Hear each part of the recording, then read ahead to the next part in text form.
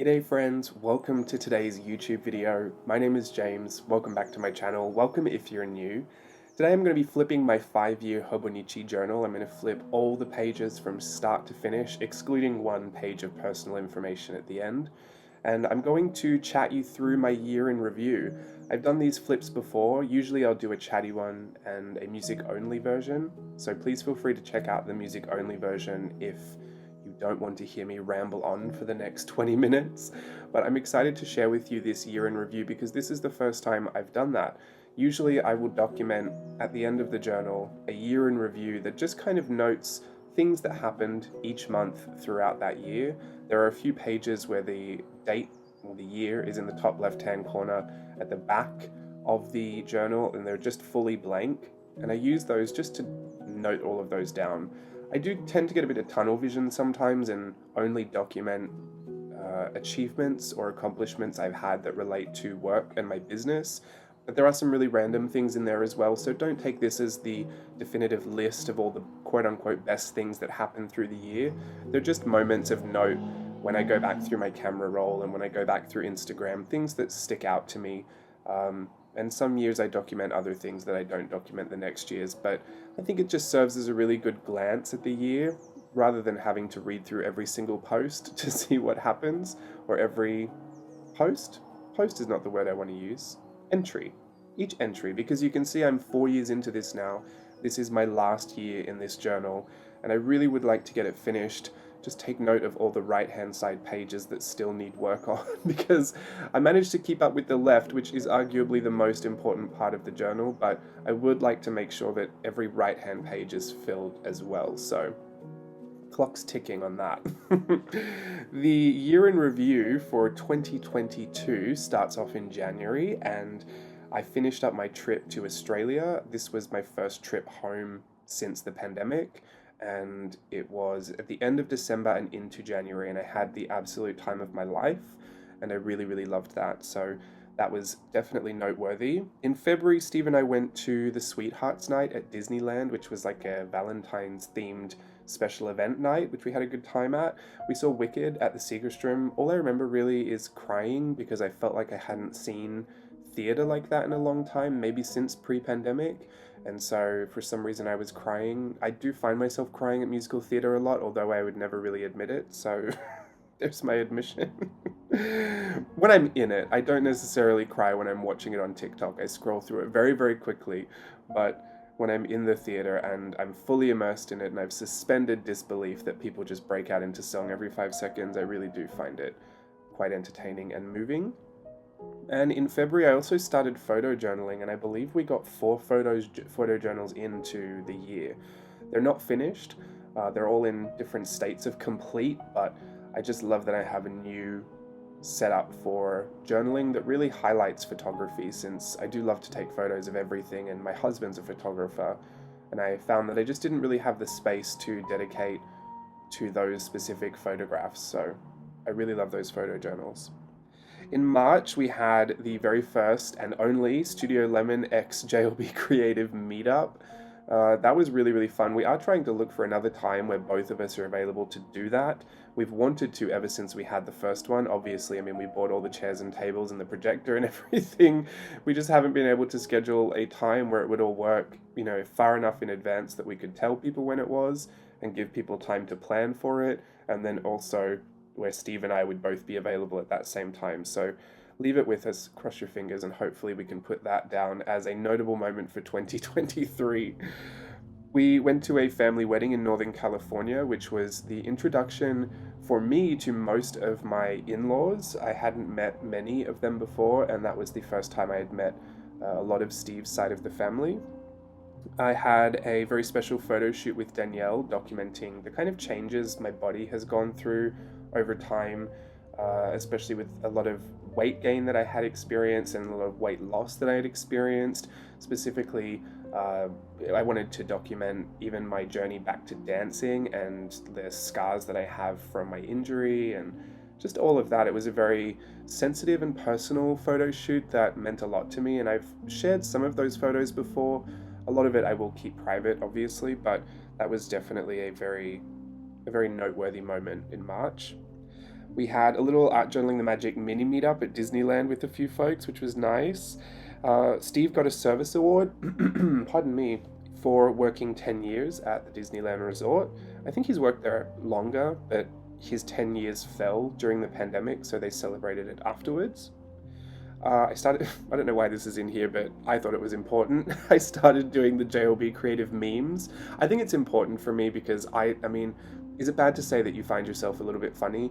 I just love laughing. I love humor and I just love to absorb as much of it as I can. And I felt like the memes specifically relating to the journal community were just like such a meta way for me to enjoy journaling more by bringing some of that lighthearted meme culture into it. And for me, I hadn't seen many before. And so I felt like, I don't know, I just felt like I was creating them for myself to laugh at. So I really like that. I also got a new Galen leather journal, which I now use as my daily planner journal for my Hobonichi weeks.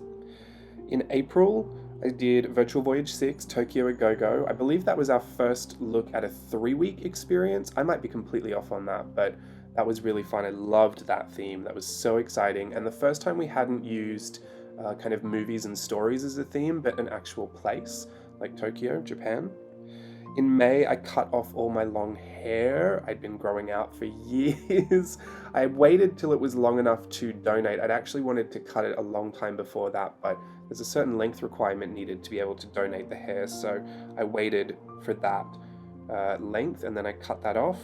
I got new headshots from Steve so that I could register for a parade performer audition for Disneyland, which is another notable note that will come back during this year. And I also started garbage journaling. I have that down in May. I may have started that the month before, but I have it in May. I think I was trying to confirm that with whatever the first photos I took for social media were, but who knows if that was really when I started, because I tend to do more journaling than I can ever actually share on social media, so the dates can be a little wonky when photos are involved. In June, halfway through the year, Steve dyed his hair blonde. See, not all of these are just huge things, they're just random, but I thought it was important to note because it was a huge change for us. We went to Paris and London. I have a travel journal series that I've been doing on YouTube where you can see that entire travel journal come together from that and the vlogs that go along with it. We did Disneyland Paris Pride there, and we also saw Harry Potter and the Cursed Child on the West End and Cabaret on the West End, which were really wonderful productions, and I'm very glad to have seen those. I got my Anaheim library card. I know that seems like a small thing, but the amount of money we spend on art books around here, and I mean, really, I'm just a stone's throw away from the library, so I enjoy having that library card and going to look through their collection of books that I don't feel the need to buy and stack on my own already full shelves. I got started in my Hobonichi weeks. I did trade out from the A6 Avec planners because I needed a weekly spread, especially as I was becoming a little bit more busy towards the end of the year. I submitted for the Disneyland Parade audition, and then I have another, this is a bit of a sad one, I won't elaborate too much, but I left the church that I was going to. So that is probably one of the only bad things on this list. But I did feel like putting it in there because it was a big moment in my kind of history over these past 5 years, and so I put that down. July, I turned 32 and I had a birthday photo shoot. Steve and I have kind of started this accidental tradition of gifting each other birthday portraits, which, I mean, I love. I can't get enough photos, really. I mean, you can see on the screen. So that has been a really enjoyable tradition for us to share. He gets his in October and I get mine in July. Steve did a shoot for Goodwill, which was a new client that he was working for, and I assisted him with that. It was really interesting. We had a good time. He did a really good job. I was just very stressed because I felt like it was such a big client and I didn't want to do a bad job. And, you know, the imposter syndrome kicks in. I'm only there to really help Steve, but I know I just felt a lot of pressure, so I was just laughing about it, but it was a big moment for me, I guess. I felt like it's nice that he really values my creative input like that. I started a Disneyland passport journal, so I take this little passport sketch book into the park, and I've just been sketching in that. Usually I would take the bigger golden book journals, but I wanted something a little bit more portable so I didn't have to take a bigger bag. A lot of the time when I take in a bigger bag and more supplies, the security point gets really confused why I'm taking so much into the park. So I tried to downsize and see if I could skip that disturbance when I arrived. We saw Moulin Rouge at the Pantages. Wasn't the only time we saw that this year. That'll pop back up again later. That was for my birthday, and I really loved it. We had a great night out. And I started my travel journal series on YouTube, the one I mentioned earlier. In August, we did the Virtual Voyage 6 bento boxes. So that was only, what, 1, 2, 3, 4, 5 months after we did Virtual Voyage 6. Those were delayed for tons of reasons, but when they came out, I was really happy with them, so that was good. I love seeing all the little boxes still around my studio. I store lots of things in them. I started my onboarding for Disneyland. Oh, I didn't actually put the date in here when I got my offer because, so I got my offer to return to dancing and be a part of the parades department at Disneyland. I didn't put that in here because I really don't even remember exactly when it was. I think it was July, but I was really putting off telling anybody or recording it or documenting it properly in any public way because I didn't want to count my chickens before they'd hatch, and I was really nervous that it wouldn't actually work out for some reason. So I'm not quite sure when that was, but I started the onboarding process in August, so it was around that time somewhere. And we also went to Steve's grandmother's 90th birthday. That's a big milestone. I renewed my Magic Key for Disneyland, the annual pass. And we also did Virtual Voyage 7 Upon a Star, that 3-day workshop, which I had a great time at, but 3 days is just so short, so I don't know if we'll ever do 3 days again. It was very interesting. I enjoyed it, but yeah, way too short. September, I did my traditions at Disneyland, which is the kind of first step into employment at Disneyland. Everyone does that. And then Steve started his performance season at one of his favorite shows, the Coco, a musical celebration of Coco. That's always a big season around our household because Steve goes quiet for a lot of the time because he has to save his voice. And we usually structure our life around making sure that Steve's voice holds out for that whole season. So I put that in there. And we went to Oogie Boogie Bash, which was the Halloween party at Disney's California Adventure. In October, we did Daisy Ween, and I also created those Daisy Ween books with the prompts printed in them, and I loved that experience. I don't know if I ever mentioned this, but I said I was going to take one to Australia and Elijah was going to color it in. I never even got around to drawing the prompts in the book. So I took the book, but it was completely empty. They started journaling in it a little bit, and it's just still completely empty. So scrap all of that. Who knows what will happen with that in the end. I was just happy to have done it and completed that challenge. I loved the book that I ended up making, and I have all the other books for whenever. Yeah, I don't really know what I'm going to do. Sorry, Steve's just texting me. There you go. Put that in my notes. Steve interrupted me in January of 2023. It's my own fault. I should have put it on silent. Sorry, everybody. In September, that was everything. October. Oh, I'm already in October. We saw Trixie and Katya at the YouTube Theater in LA. That was really hilarious. And Steve had his birthday and his birthday shoot. In November, my sister got married, which was huge. I mean, I've always played Barbie dolls with my sister and imagined the day that she'd get married, and I think when I was younger, I assumed it'd be this big princess gown, and it would be the whole, it would be very Muriel's Wedding-esque, and it was nothing of the sort. It was a really wonderful, laid-back family day, full of children and family, and it was incredible. I loved it.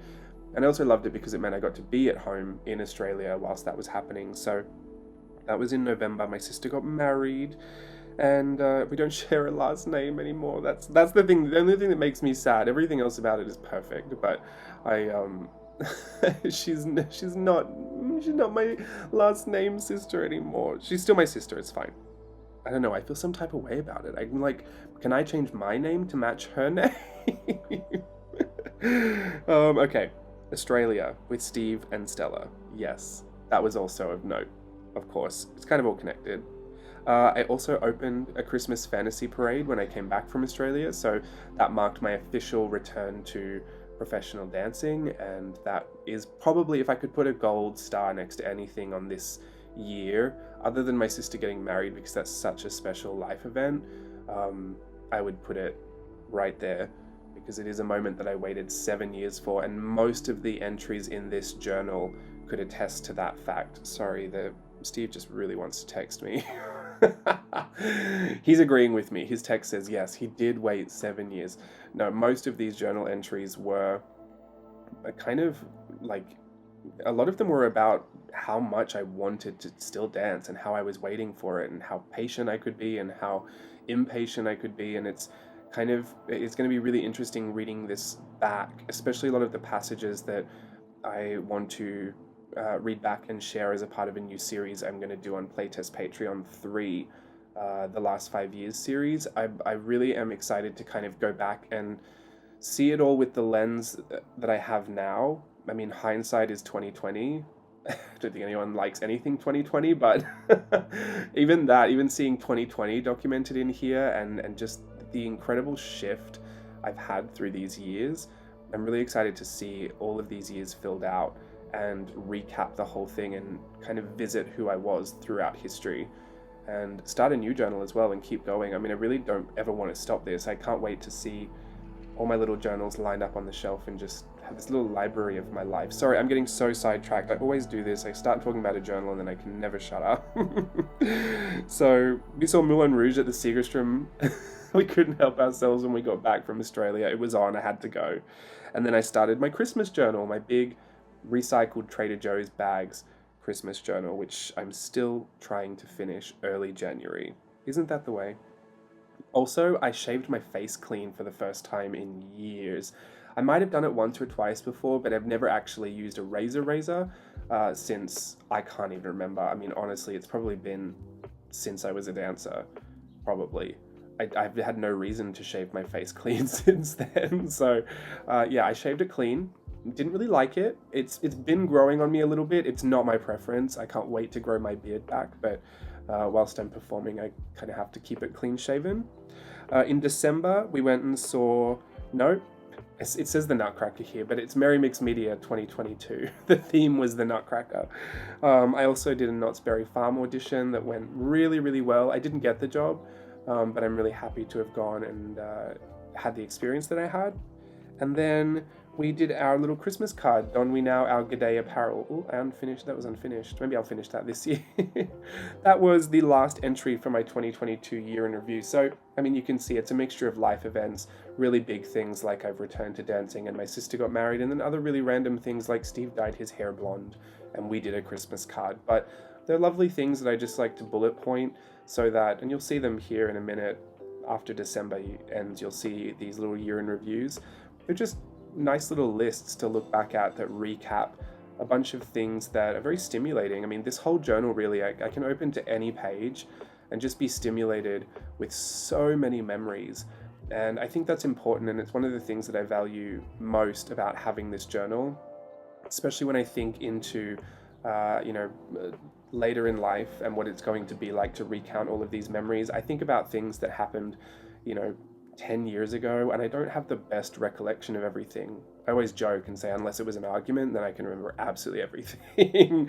But it's true, in life, I can't remember tons of glorious detail of all the things that happen, and this journal is going to keep all of those really safe for me, and I'll have them forever. So there you go. Thanks for joining me. I hope you enjoyed this flip, and I will see you again soon. Bye.